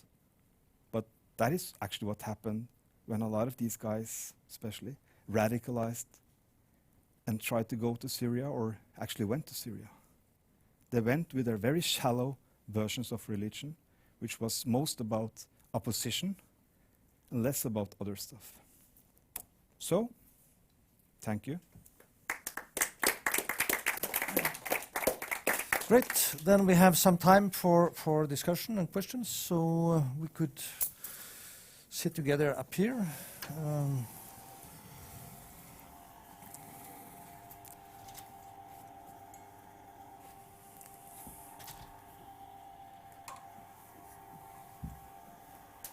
And we can open the floor for questions and comments. Who have any comments on, yeah, please. This is for you, David. You mentioned that there might be, there's more of a focus on Islamic-inspired terrorism and violent extremism in Norway. And you said that that was perhaps a bit of an unlucky focus. Do you agree with the Police Security Service's recent threat assessment that Islamic-inspired terrorism is the biggest threat rather than right-wing violent extremism? Very hard to agree or disagree because it's so dynamic. For instance, when Philip Manshaus did what he did, you have like in 40 minutes after that, you have the certain groups of the internet exploding. And without the police and others coming forward and dealing with it, that situation, that matter it did, it can change very quickly. But I think, let me answer a little bit cowardly, but to say that I think it's the biggest challenge because very few people here know about in-depth concept of Islam. Very few people here are able to differentiate the Shahada from the symbol that ISIS uses. And these kind of issues. And it takes a whole lot of time looking at false positives. So that is, in my view, when you look at the technical stuff, the small issues, which really matter, that's how it's more challenging. Maybe can I add to that something?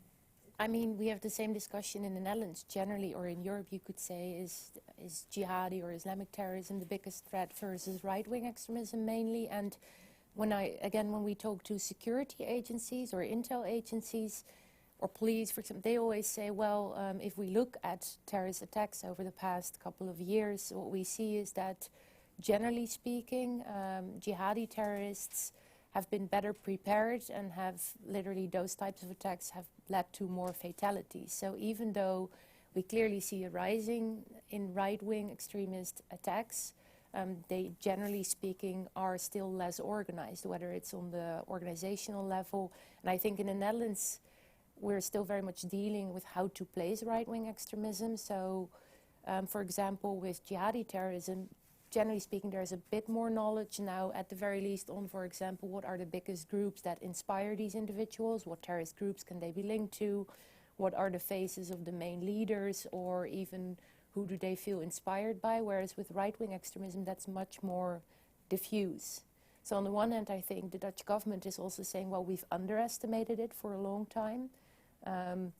We only had those 5 guys for the first time arrested, because generally we find it much more difficult to say where does, for example, right-wing extremist speech, also from politicians, where does it cross the line towards becoming really problematic or even illegal, or towards violent extreme. So I think I get the feeling that from a security perspective, most agencies are still saying, well, that's all good and well, we should pay attention to it, but generally if we look back, jihadi terrorism has been more destructive, leading to more fatalities, and I think right now we're all struggling a bit with where does right-wing extremism, how do you diagnose it, how do you identify it, and when can you intervene there, which I think, yeah, I'm feeling almost a bit like I shouldn't be talking about this because you guys actually have the Center on Right-Wing Extremism here in Norway, but it's an interesting question whether that's going to be a much bigger threat over the coming years, or whether it's kind of going to be, you know, right-wing responding to jihadi terrorism, but then maybe that might lead to the rise of left-wing extremism as well. I would have loved to give a talk on this, but I think we should time. go back to the main topic, which is on what is done in prisons and what is done to rehabilitate. And I know, Lisbeth, that you, together with some colleagues, did an evaluation of the outcomes of the prison programs in the Netherlands and see what happened to these people after they were released. Could you say a little bit about what you found? Yeah. So we basically said, what is the purpose of the reintegration program? We have in the Netherlands one team, the TER team they're called. It's Terrorism, Extremism and Radicalization team.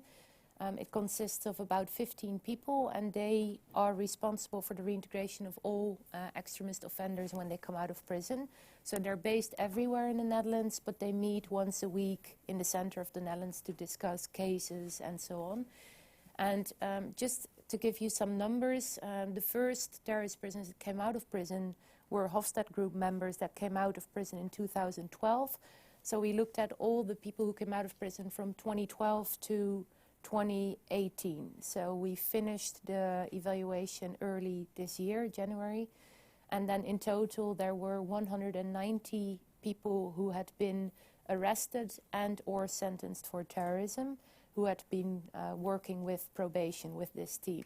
So we asked everyone what's the main goal of the reintegration policy, and they all said to prevent recidivism. And if we just look at the recidivism rate of these 189, there were 7 individuals that recidivated, you could say that reoffended, specifically related to terrorism. So either, for example, they were arrested, went to prison, came back from prison, were under probation supervision, and then still traveled to Syria and Iraq, or were arrested again for plotting a terrorist attack. But 7 on 100... Seven individuals, which translates to a recidivism rate of roughly 4.4%. So we were saying, you could say that that's really, really very low, because if you look at general recidivism rates for criminals, it's around 40 to 50% in most countries. So for terrorism, it's generally lower around the world, but there's not many studies done on recidivism rates. 7 individuals is really very low, but then we also said there is a very clear couple of disclaimers, because for one thing, the majority of these people came out of prison only in the last 2 to 3 years, which means the vast majority is still under probation supervision. And that in and of itself, of course, prevents many people from doing something. So basically we said a lot of them are still in prison, a lot of them have come out of prison but are still under supervision.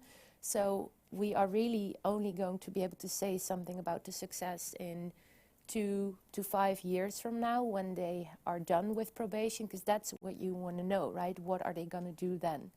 So right now it looks rather successful. We've also interviewed terrorist offenders themselves, who also were quite actually satisfied and happy with the reintegration program in the Netherlands, had a good, kind of similar to what you said about what you called the contact managers, very close contact, really felt helped. But I think the biggest challenge was, again, a small group, quite small group, that is very ideologically motivated, really the clear leaders, also often the biggest attackers, where probation says we think they're clearly not disengaged or de-radicalized, but at some point probation ends. And then what do we do? And there they feel like, well, we have to trust our security and intelligence services to monitor them, but it's very clear that with a number of offenders, it just doesn't work. They either lie or they're, sticking to the rules but not really changing in any way. So that's going to be a challenge long term. And the other challenge is that basically when you talk to people about what does successful reintegration look like, preventing recidivism is in a way a negative formulated goal, right? You're preventing that they do something. But then there is a lot of discussion and disagreement on what should it look like in a positive sense. So, you could say it should be focused on good citizenship. Kate Burrell, who wrote her PhD on reintegration models, basically says it should be focused on pro-integration. So what does good reintegration look like, especially for a group, as I said, that in the Netherlands very often wasn't very well integrated to begin with. And just to give you a very practical example, one of those right-wing guys, again, the guy who basically told the police about the other ones, he had to be taken out of his town because he was going to be threatened, not just by those other guys, but also by the larger network. But the Netherlands is a fairly small country, so it's very difficult to really disengage someone by literally taking them away from a town. I mean, the south and the north of the Netherlands are 4.5 hours apart, and everyone has internet. And this is already a problem for one right-wing extremist, let alone for the jihadist group, which is much bigger and much more connected. So I think dealing with the hardliners is going to be a long-term challenge, and dealing with really disengaging people from a network, which is just physically very difficult. So I think for now it looks very positive and promising, and I think generally we concluded that they're doing a very good job, but there are some clear problematic areas where we don't know yet how that's going to go. Yeah. There has also been an evaluation of the Norwegian mentoring program in prison by Frank Orban, which was also a very positive evaluation, even if it was too early to conclude what would be the ultimate outcome. It was seen as very promising, and it was got very positive feedback from all the participants in the program. I don't know if you want to fill in on what were the main findings. Well, to look at the adverse findings first. So one of the things that was commented by Frank was that few staff know about it. Well, the most important thing is that the inmates know about it, the target group inmates. And target group inmates are being offered to be part of that scheme. And most inmates that I've been talking to within the scheme is very, very happy. Although you have the experiences that Frank mentioned there is that in the beginning, they often thought it was like some stunt from the secret police or some intelligence gathering thing. But after a while, they learned to recognize it and to have faith and believe and trust in it. And then it actually works as a very good, perhaps something that also,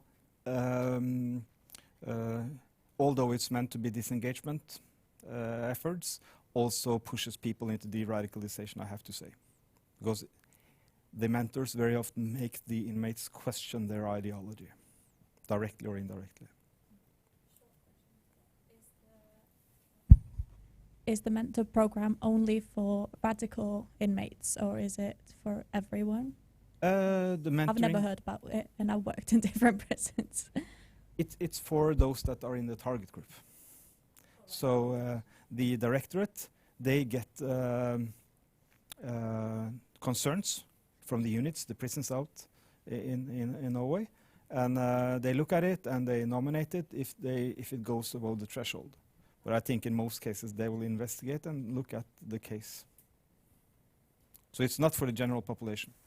I could add that we did at Syrax about 2 years ago, we did a report together with Tina Wilken Christensen and me on hvordan håndtere hjemvendte fremmedkrigere og andre syriafarere, tiltak for ivaretakelse og oppfølging, how to handle returning foreign fighters and other Syria travelers, measures for taking care and follow up.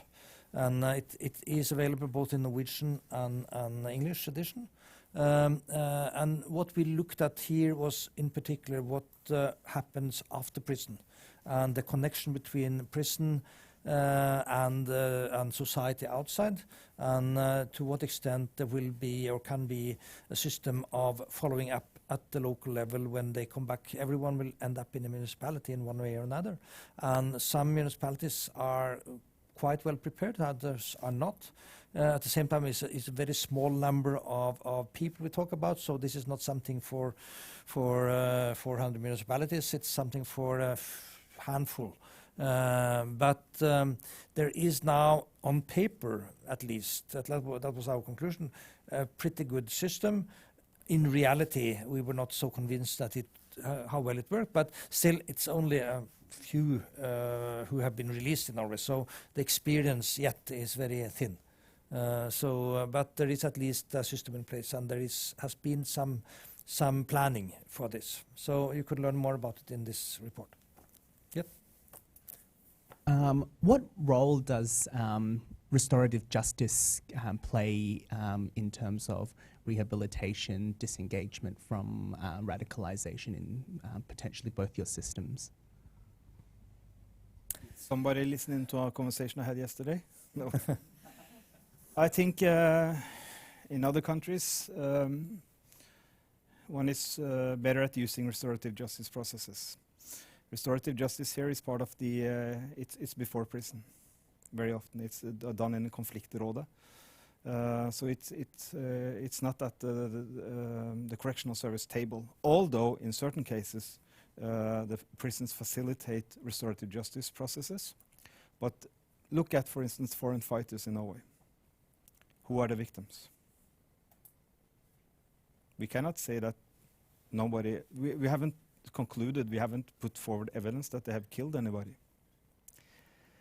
Are the victims their families? Are the victims, who are the victims? I mean, it's really difficult to say.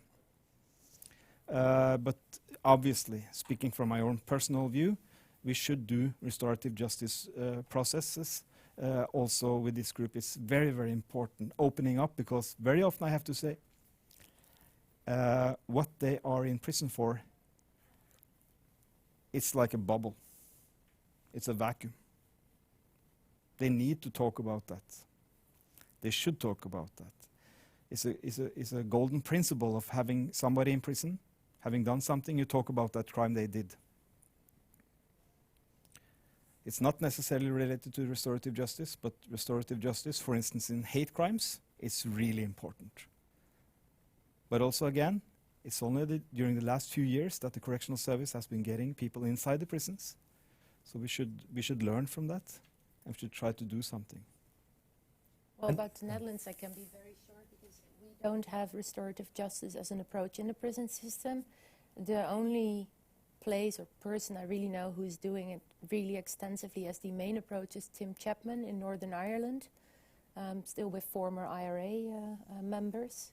And I mean, we've both been in conferences and trainings where there has been training on restorative justice for correctional officers from all kinds of countries around the world. But in the Netherlands, we don't do that as of yet.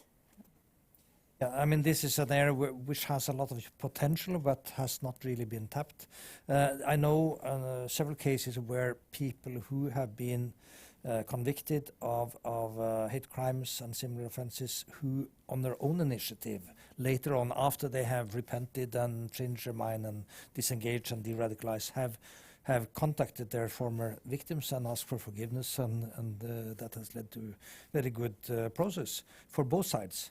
And often for the person, the offender himself, has been an important part of their own healing process of becoming a normal person again. But that has not been organized by anyone. It has been on their own initiative. I know there have been cases where such things have been organized as well, but it is important that the offender himself is motivated and open for really kind of repenting what they've done. If not, it can be just worse.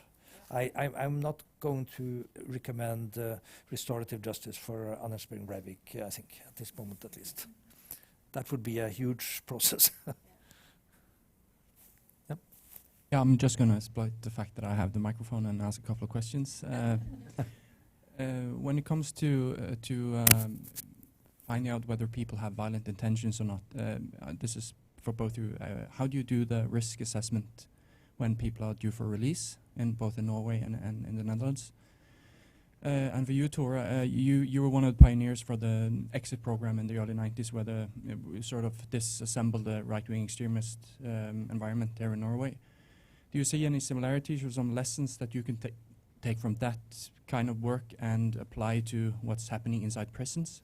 Do you see anything that might be worth applying there? Thank you. Yeah, so in the Netherlands we use risk assessment, and there's basically a couple of different actors who do it at different times. So for example, we have the NIFP, which is the Netherlands Institute for Forensic Psychiatry and Psychology. It's a part of the Dutch custodial agency, but they don't work in prisons. They have psychologists literally at the headquarters level, but they conduct a risk assessment as soon as someone is arrested and is going to go to trial, because they basically do a risk assessment also to advise the judge and the public prosecutor to decide where to put this person, literally to say, is this person a risk to society if we let him out on the streets, or should he be in prison awaiting his trial? They send their risk assessment findings to the prison as well. They share all of it.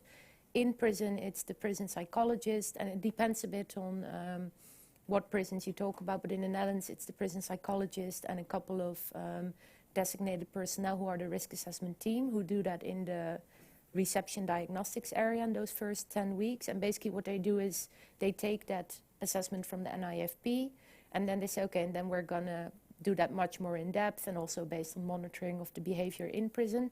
And then risk assessment in prison is continuous, so usually every 3 months you do a proper, again, risk assessment to see what has changed.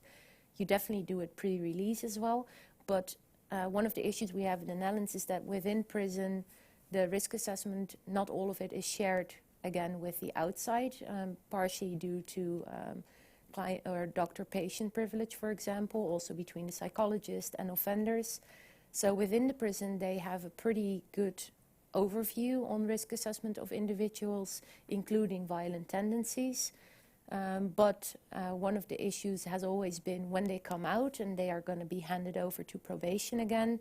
Probation do already visit them in prison, and before they go out have meetings both with the prison psychologist, the prison team, the offender and the probation worker, but they don't get all the information. And the difficulty is, of course, deciding for the psychologist in prison, I might see some very problematic things or hear that in a private conversation, but what can I share of that?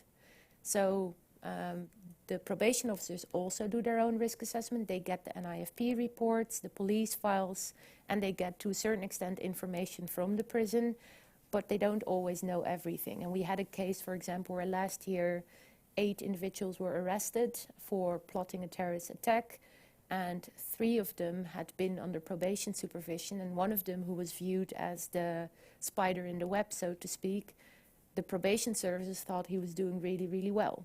Whereas in the meantime, he was actually plotting a serious attack.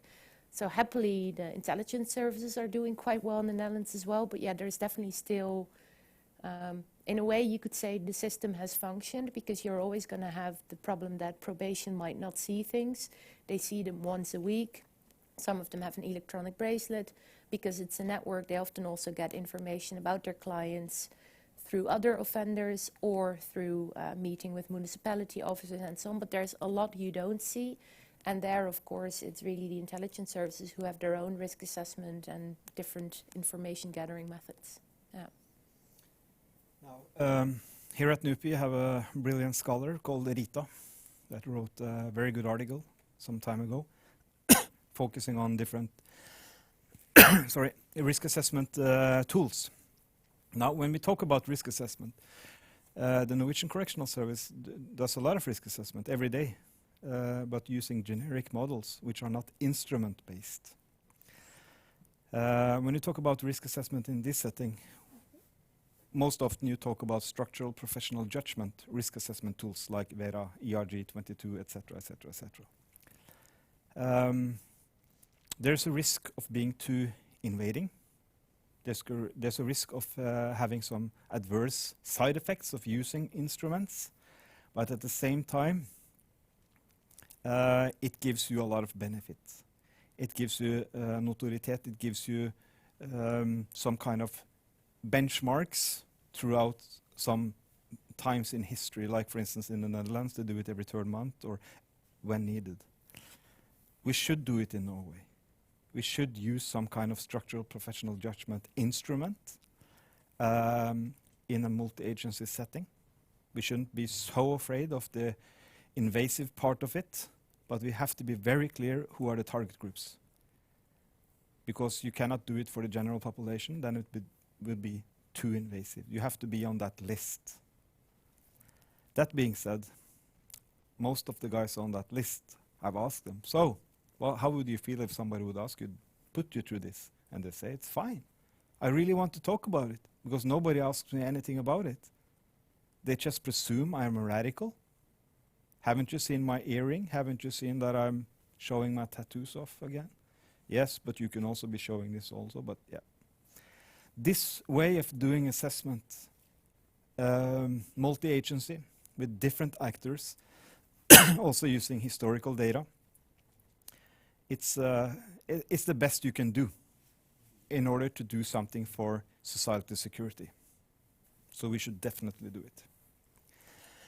Yeah, following up on the exit program, I mean, we started the very first exit program, I have to say, in Norway in 1996-97, and the idea spread to a number of other countries, including Sweden, Germany. Now we have it in the United States, in Canada, many places. But they look pretty different, many places. Some are, like we started it, it was run by NGO, Organisation Voksne for Barn. In Sweden it was run by Fryshuset, but they made use, whereas we made use of professionals, they made use mainly of former neo-Nazis who had got a distance in the past and was able to work as mentors. In other countries, like in Denmark, they also set up an exit program run by the prison service and the police and the municipalities, and nothing involving formers at all. So very different models, but they were all based on the same basic idea that once an extremist, that they broke with the idea that once an extremist, always an extremist. The basic idea that there is a possibility that even those people can change, and that I think was a main contribution of setting up this exit. That there was an understanding that even a neo-Nazi or a former terrorist may change and become a normal citizen. This is not very different from what they've been doing in prisons. They also, at least in many countries, believe that once a criminal is not always a criminal, and the rehabilitation work being done in prisons is very similar to many of the activities they do in exit programs. So we have now something called the RAN exit network, which is the part of the European or EU Radicalization Awareness Network, where there is a group working with exit programs, and many of these programs have a link to prisons and work partly inside prison or completely in prisons. So it's really very much the same type of work.